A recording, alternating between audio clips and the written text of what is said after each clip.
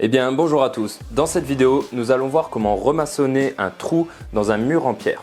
Je vais vous montrer deux situations bien différentes pour essayer d'aider le plus d'entre vous. Alors avant toute chose, je tiens quand même à préciser que je ne suis pas maçon, mais si ce que je vous partage peut vous aider, ben tant mieux. Et les spécialistes, n'hésitez pas à partager vos connaissances en commentaire. Et sans plus attendre, on attaque. Et on commence tout de suite avec la première situation, la plus commune, où l'on a un petit trou dans un mur en pierre extérieur. Dans ma situation, seulement une pierre était tombée, mais il se peut qu'il y ait plusieurs pierres qui soient tombées. On reste bien sûr sur un petit trou. Si le trou fait plus de 50 cm, on va être sur de la plus grosse maçonnerie et peut-être qu'il va falloir reprendre l'intégralité du mur. Et donc là, ça sort un peu du cadre de cette vidéo. Enfin bref, les étapes pour remaçonner un trou dans un mur en pierre sont les suivantes. Étape 1, on va enlever tout ce qui ne tient pas. Donc on va enlever toutes les pierres qui s'enlèvent à main nue, la terre, les vieux enduits, voilà, tout ce qui part sans forcer, on enlève. On essaye de repartir sur quelque chose de propre et de stable. Si vous avez une pierre qui bouge beaucoup, vous pouvez l'enlever, gratter un peu tout autour pour pouvoir mieux la remaçonner par la suite. Et on passe à l'étape 2, nettoyage de la partie à remaçonner. Bon bah là c'est tout simple, avec une brosse ou une balayette, eh bien on vient dépoussiérer, enlever la terre, la poussière d'enduit, etc. Et on finit par quelque chose de très important, on humidifie. Dans cette étape, ça va permettre de finir le nettoyage et d'enlever toutes les poussières résiduelles qui seraient contre les pierres. Et ça va permettre au mortier de bien coller contre les pierres. Et on passe à l'étape 3, la préparation des pierres. Bon, cette étape peut être faite avant, pendant ou après l'étape 2. Quoi qu'il en soit, c'est de trouver en avance des pierres qui vont bien aller dans le trou. Donc ça, vous trouvez d'avance une pierre qui tombe pile poil dans le trou. Et sinon, si votre trou est plus conséquent, eh bien je vous conseille d'aller chercher d'avance un certain nombre de pierres et de les trier par taille pour que quand vous allez reboucher le trou, eh bien que vous ayez un large choix à votre disposition pour pouvoir rapidement trouver les bonnes pierres et bien maçonner. Et comme pour l'étape numéro 2, eh bien nos pierres, on va devoir les préparer, les nettoyer. Donc on les dépoussière avec une brosse. Si elles ont de la mousse, on n'hésite pas à utiliser une brosse à poil de fer pour bien tout enlever. Et bien sûr on finit par les mouiller pour enlever les derniers résidus de poussière ou de terre. Que ce soit pour les pierres ou le support à remaçonner, ça va permettre à vos pierres d'absorber de l'eau pour que quand vous allez mettre votre mortier, eh bien les pierres aspireront moins l'eau qu'il y a dans votre mortier et donc il va mieux coller, mieux adhérer. Alors petite précision, l'étape numéro 2 et la 3, je vous conseille de les réaliser le jour d'avant quand vous allez remaçonner votre trou. Car pour une meilleure adhérence du mortier, eh bien il est préférable de mouiller 24 heures avant les pierres et le support que vous allez remaçonner. Et donc le lendemain, on peut passer à l'étape numéro 4, préparer son mortier. Donc bien entendu, vu qu'on est sur un mur en pierre, eh bien on va utiliser de la chaux. Bon alors je ne vais pas m'étendre sur le sujet dans cette vidéo, mais si vous ne le savez pas, les murs en pierre, on les maçonne à la chaux. Le ciment, vous l'utilisez pour autre chose, les parpaings, les briques, mais pas pour les pierres, sauf rare exception. Alors là, vu qu'on est sur des petites doses de mortier, on ne va pas utiliser une bétonnière. Votre mélange, vous pouvez le faire dans une auge. Moi, personnellement, j'aime bien le faire dans la brouette. Et certains utilisent même le sol pour le faire. Au niveau des doses, on reste sur du standard. Donc, une dose de chaux pour 3 doses de sable. Pour doser, s'il y a beaucoup à maçonner, on peut prendre des seaux de maçon.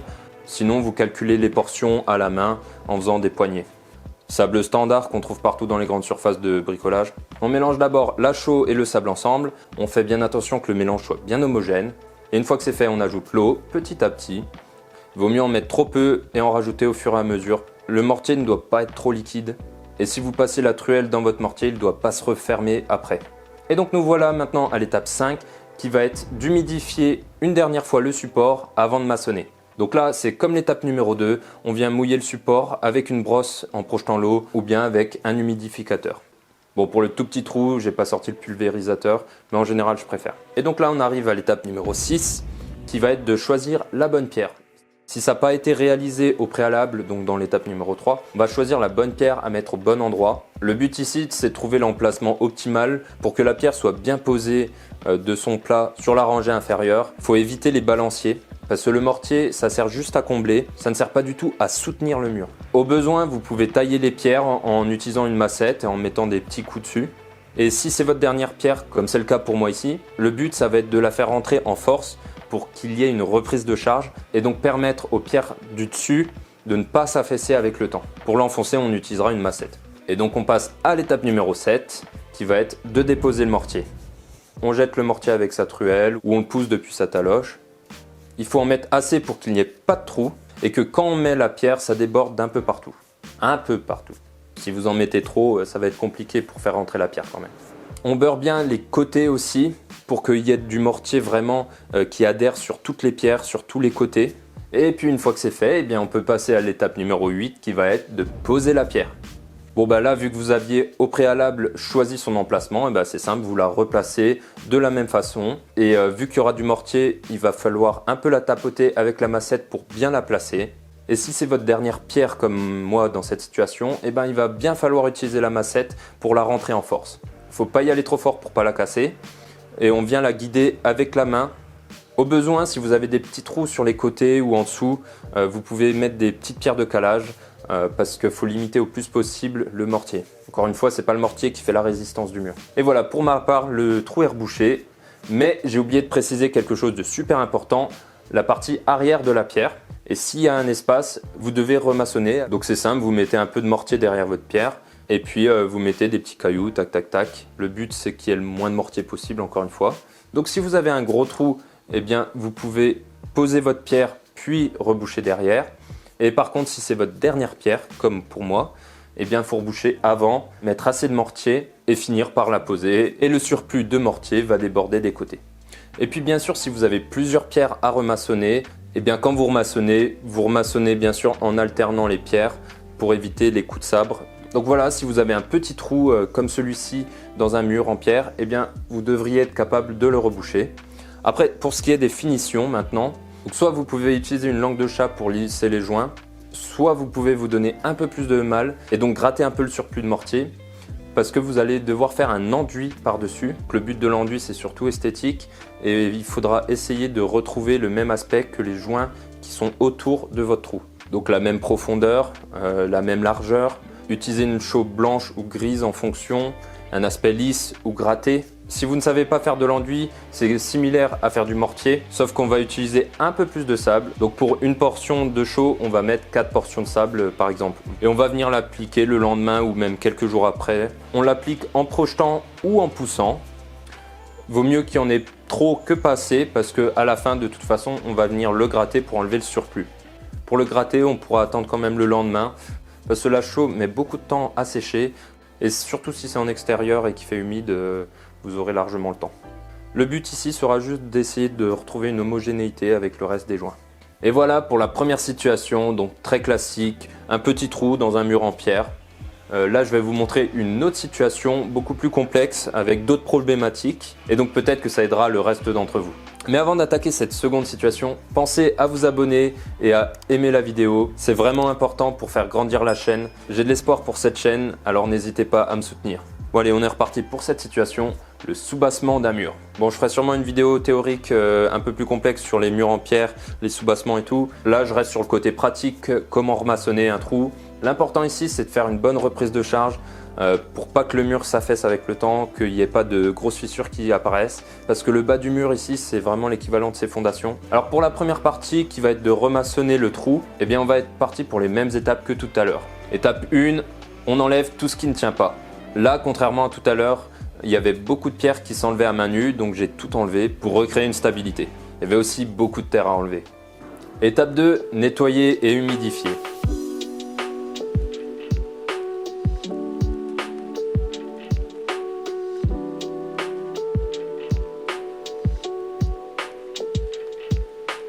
Étape 3, préparation des pierres.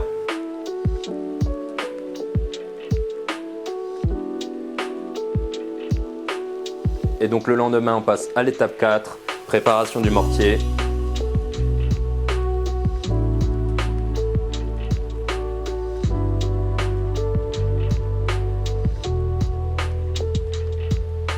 Puis étape 5, on humidifie juste avant la pose.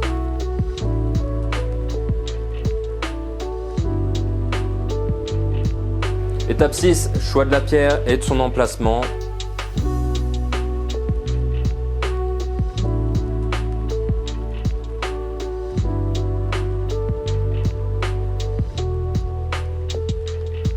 Étape 7, dépose du mortier.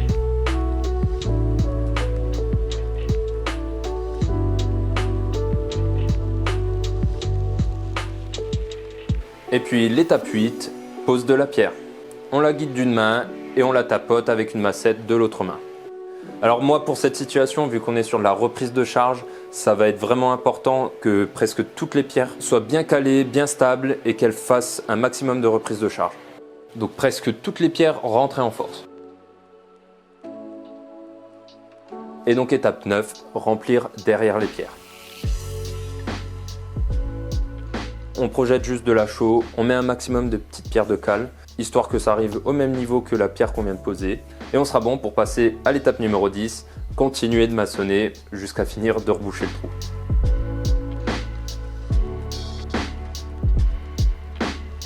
Bon, j'en profite pour vous partager quelques autres détails sur le choix des pierres et la façon de maçonner. Tout d'abord, on va préférer des grosses pierres pour la tenue du mur. Si possible, des pierres qui prennent de l'espace, qui vont jusque dans le fond. Et il faut retenir que plus on serre les pierres, donc moins il y aura de chaux et plus le mur sera durable dans le temps et sera résistant à la charge. Dans mon cas, moi les pierres vont être recouvertes et ne seront jamais visibles. Alors je cherche pas du tout à faire une belle maçonnerie, le but c'est juste de resserrer au maximum le mur.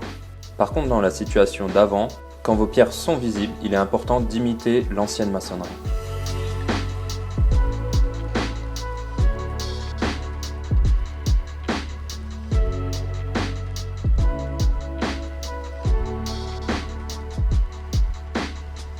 Et voilà, la structure est finie, la reprise de charge, je pense, a bien été réalisée.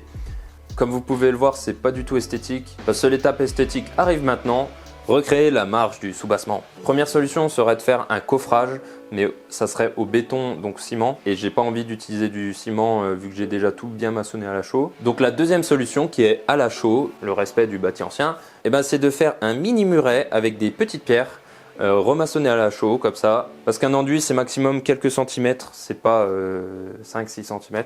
Alors bien sûr ce mini muret c'est pas du tout pour consolider le mur, c'est juste pour recréer la marche et avoir un rendu homogène. Avant de poser ce mini muret là, j'avais quand même redressé un minimum le mur avec un premier corps d'enduit. De tête il était dosé un peu comme un mortier, et donc 2-3 jours après j'ai monté le mini muret. J'ai pris des chutes de pierre, d'autres que j'ai cassées moi-même, et puis je me suis débrouillé pour faire un petit muret en respectant l'épaisseur. Pour respecter l'alignement, j'ai pris une règle de maçon et je me suis aligné avec les deux côtés du mur. De façon générale, j'ai essayé d'avoir le moins de trous possible sur tout le muret, pour que quand j'applique mon enduit à la fin, il y ait le plus d'homogénéité possible, parce que l'enduit c'est une petite finition de fin, c'est pas censé combler. D'ailleurs j'ai laissé 1 cm tout autour du trou, comme ça quand je vais poser l'enduit, il arrivera à fleur avec l'ancien mur. Et donc une fois tout cela maçonné, un peu d'attente et j'ai pu passer à l'étape finale qui était l'enduit.